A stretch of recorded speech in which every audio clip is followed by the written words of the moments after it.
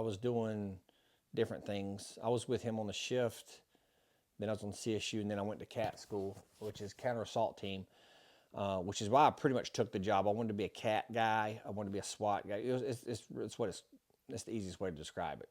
Just to say it's the Secret Service's version of a SWAT team. I'm not going to say we're the Navy SEALs of the Secret Service. That's too far. I'm not going that far.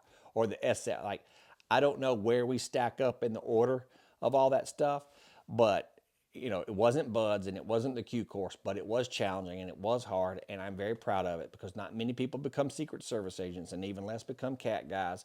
So I am proud of it, but I try to keep it in perspective because it doesn't mean I'm a tier 1 operator, because I wasn't. But it was some really good dudes and really type A, very physically fit, very able to shoot, just squared away guys. And I missed that from the police department. I missed that from the football team, being around like-minded people, selfless, willing to do something, for the greater good. And that's why I was drawn to that program. And that's why I took the job. So anyway, I go up there. I'm with Bush for 5 years and 10 months. 3 of those years was on the counter assault team.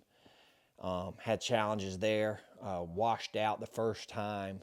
Went through the selection and made it through no problem. Got into the actual school, and we had a tactical firearms course that we had.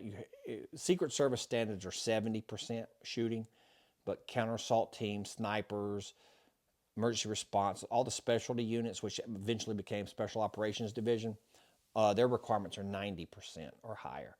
And so this one particular course of fire, most of the courses of fire, 300 is a perfect score, and I could never shoot a 300. I shot several 299s. It used to make me so mad. I could shoot 299. I was always in the 280s, 290s. Sometimes I'd get a 297, a 299, something like that. I could never shoot a 300. It's an M4, so it basically shooting itself. But it was awesome. But the tactical firearms course was a score of 200, and you needed a 180. That's 90%. And I shot a 178, so I washed out by literally one round. I'm like, are you sure it's not touching them? And they're like, nope. So that was very humiliating, and I guess humbling is a better word.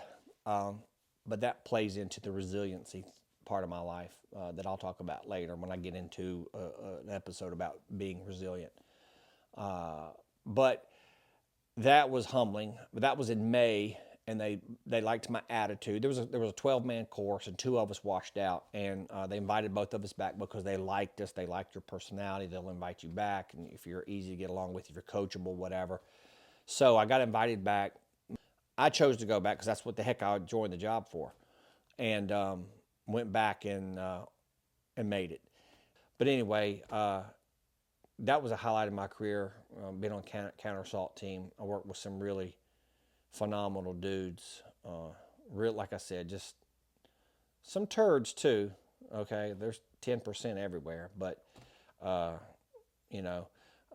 really good guys, and type A, selfless, hard chargers.